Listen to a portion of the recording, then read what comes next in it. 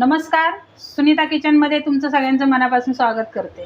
आज मी तुम्हाला कोकणी पद्धतीचं वालाचं बिरडं करून दाखवणार आहे। तर हे बघा, इथे मी वाल 1 कप घेतलं होतं, अर्धा कप, आणि ते भिजत घालून मी असे सोलून घेतलेत, आणि एक बटाटा पण असा मी अशा फोडी करून घेतलेले आहेत। आता हे त्याचं वाटण आहे। मी एक मोठ्या साईजचा कांदा घेतला आहे चिरून, एक मोठ्या साईजचा टोमॅटो, मी सुका खोबऱ्याचा वापर केला आहे, तुम्हाला ओल्या खोबऱ्याचा करायचं तर करू शकता। इथं 1 इंच आलं घेतलंय, 10-12 लसणाच्या पाकळ्या आणि कोथिंबीर, ह्याचं आपल्याला वाटण करून घ्यायचं आहे। आणि हे साहित्य आपण घेतले ना, ते भाजायचं नाही, असंच आपल्याला वाटून घ्यायचं आहे। आता हे वाटण आपण करून घेणार आहेत ना, याच्यात पाण्याचा वापर नाही करायचा, कारण कच्चा कांदा आहे आणि टोमॅटो आहे, त्याचं पाणी सुटेल। तर हे बघा, आपलं वाटण झालेलं आहे। आता आपण रेसिपीला सुरुवात करू। मी गॅस पेटवून घेते। इथे एक टोप ठेवलेला आहे, म्हणजे कढई। इथं आपली कढई गरम झालेली आहे, याच्यामध्ये आपण तेल घालून घ्यायचं आहे। मी 2 पळी तेल घातलेलं आहे। तेल गरम झालेलं आहे। अर्धा चमचा मी मोहरी घेतलेली आहे, मोहरी जरा तडतडली। आपल्याला जिरे घालून घ्यायचे आहेत, हे बी अर्धा चमचा घेतलेलं आहे जिरं।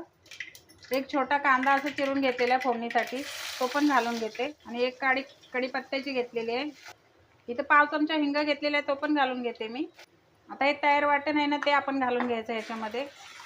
आता हा मसाला आपला मस्त असा परतून झालेला आहे, बघू शकता तुम्ही।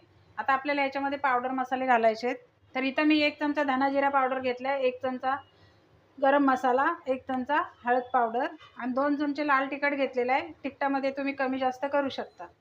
आता हे मसाले करपतील म्हणून मी हे मसाल्याच्या भांड्यातलंच पाणी ह्याच्यामध्ये घालून घेते। आता बघूया आपले मसाले शिजले का। आता हे मसाल्याला बघू शकता तुम्ही, तेल सुटले।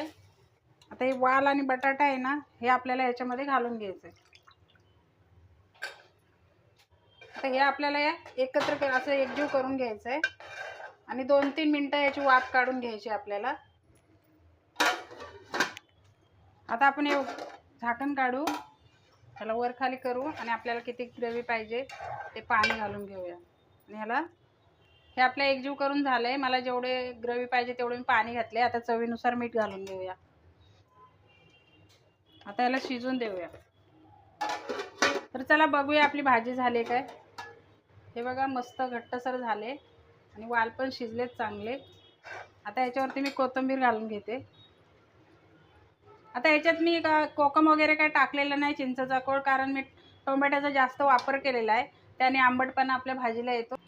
तर इथं आपलं वालाचं बिरडं बनवून तयार झालेलं आहे। आजची रेसिपी कशी वाटली कमेंट करून मला नक्की सांगा। व्हिडिओ आवडला असेल तर व्हिडिओला लाईक करा, शेअर करा। चॅनलवर नवीन असाल तर चॅनलला सबस्क्राईब करायला विसरू नका। पुन्हा भेटूया अशीच एखाद्या नवीन रेसिपीसह। व्हिडिओ बघितल्याबद्दल धन्यवाद।